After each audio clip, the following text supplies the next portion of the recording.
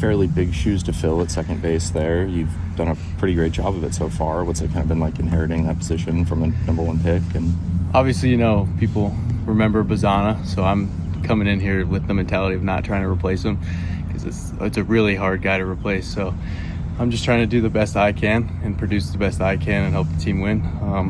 But Bazana's a legend here, so it's hard to do that.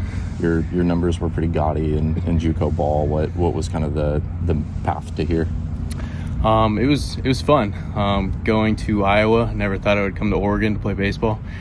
Being from Arizona, I thought I would go back home, but I was blessed with the opportunity to come here, so I loved it. How'd you end up here?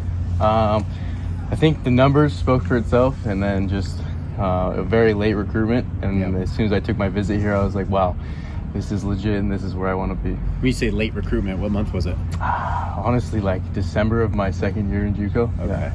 Were you considering anywhere else, or? Yeah, I was looking to go back home. So I was taking visits there, and I was at the airport, and Canham called me. He was like, do you want to take a visit here, cancel your flight? I was like, let's do it.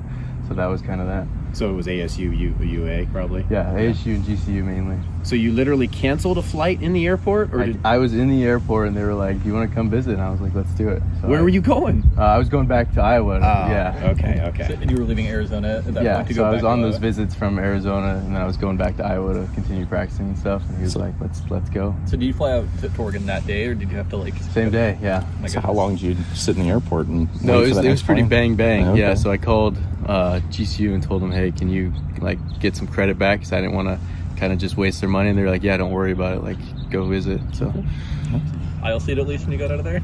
what's up? Did you get the aisle seat on that I flight think back I was to middle. I think I was, Oregon? yeah. Do what you gotta do. Yeah. So what was it about Oregon State that really changed your mind? Man, I came here, and on campus it felt like home. Like, honestly, it felt like a place that I could be welcomed and create like a new family away from my own family. So it was something that I was looking into, was culture, and I think Oregon State speaks for itself and its culture. So it was nice to be here.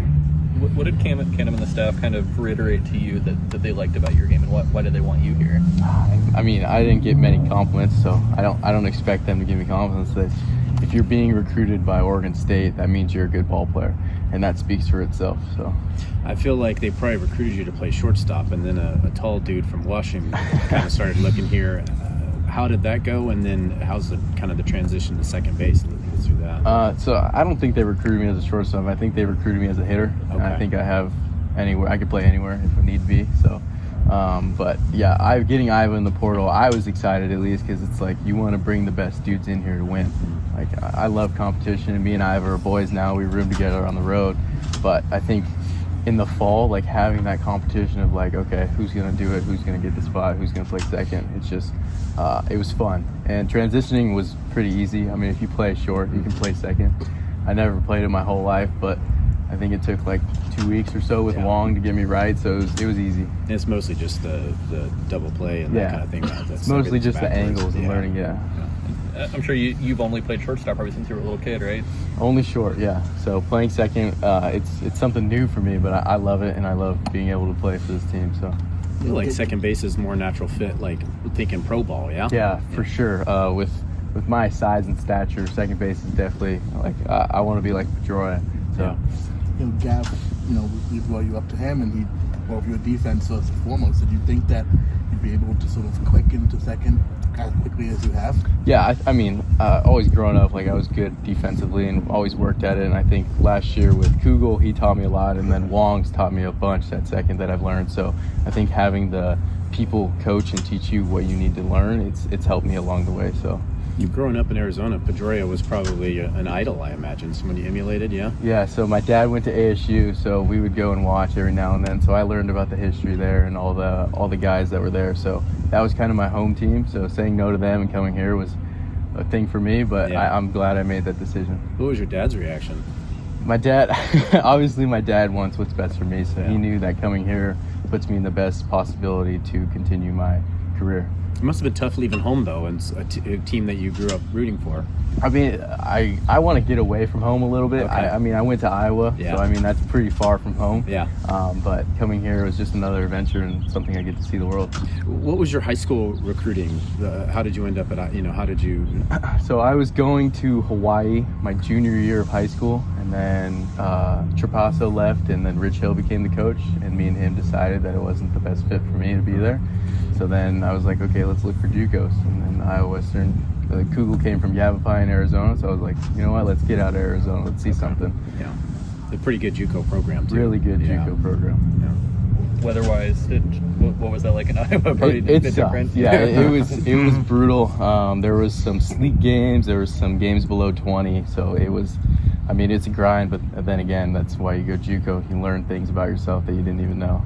So you were the comfortable one in Round Rock when it was that cold. Like that. It was cold. It was still cold, but yeah, it wasn't anything compared to what we had in Iowa. Yeah. There's kind of that JUCO bandits mentality. Do you subscribe to that? And what's that kind of look like for you? I think every single JUCO player subscribes to that a little bit, but coming from Iowa Western, they have some money, so we don't have that true JUCO toughness because we stay in hotels. We had some nice trips and everything, but I think just waking up at 5 a.m., having weights, having 2-a-days, like no rules, it really gets you in the mindset of like, okay, do you want to do this for a living? Sure. Yeah. How How do you kind of apply that here now? You think these guys are a little pampered compared to it? Or? No, not at all. Definitely, like all of us want to get working and all of us want to get after it. Like I know there's strict rules with how much you can practice, but you look out here, like I was here early, Trent's here early, and Gavin and Bonk are hitting. Like everyone wants to win and everyone wants to put in the hours, so they just have to do it on their own rather than at practice. Whose nickname is Bonk? Oh, Jacob. Sorry. How do you get that one? I don't know can the guess, specifics but, behind it. What did your dad play baseball? My dad wrestled. Okay. Yeah. You just loved baseball as a kid or I something? love baseball. As soon as I grew up, as soon as I could walk, my dad was rolling me like this foam ball, and I would like pick it up and throw it. So ever since then, he's like, okay, baseball it is. Okay. But you didn't wrestle at all? No wrestling. My brother did. Yeah. You brought up Pedroia. Was that just an ASU thing, or did you watch him in the bigs too? Do you kind of model your game that way, or? I mean, growing up, you definitely in Arizona, you know about Pedroia and what he did at ASU, and it's just baseball's always on the TV at my house, so I watch Pedroia a lot, and I watch a lot of other shortstops like Anderson Simmons and Dansby Swanson, like they're big guys too. So it's just how do you pick things from their game and apply it to yourself, because you obviously can't beat them. So it's just picking and choosing. What are those things you've kind of picked and choosed? Well, Pedroia is hard-nosed. He's Sure. being his size and what he can do. He works line to line, hitting wise, and he picks the absolute living out of the baseball. So it's just really cool. And everyone, Simmons and Swanson, they just play the game like they're supposed to. So Through this first stretch, what have you sort of learned about this team so far? I learned that we want to win. Nobody in this clubhouse I'm ever concerned about like not wanting to be here. We all want to be here 24/7. We all want to be here for each other. So I think being on the road and learning more about everyone and how like camaraderie we are, it's been really fun. What have you heard about playing in front of the crowd at Goss? I've heard it gets packed. I'm looking forward to it. Obviously, in Arizona, I think I got a sneak peek of that a little bit. So it's big for me, and my family's going to be out here too, so it'll be fun. What have you seen from Turley behind the scenes as far as how he prepares and carries himself? It's unreal. The way he goes about his nutrition, to his sleep, to getting here early and getting swings, it's really impressive, and it's really impressed all of like the younger guys or the new guys. Because we look after him and we're like, okay, because he's obviously going to be somewhere next year, not here.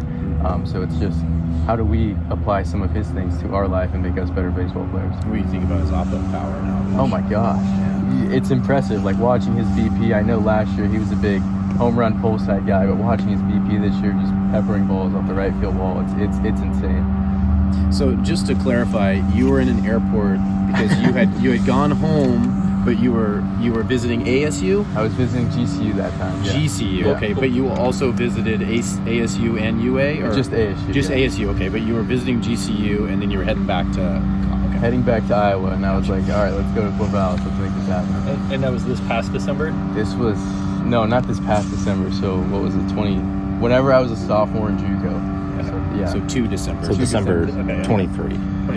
It's been a long December. yeah. Is there anything about Craig that surprises you guys anymore? Like some of these exit velos and launch angles have just been absurd.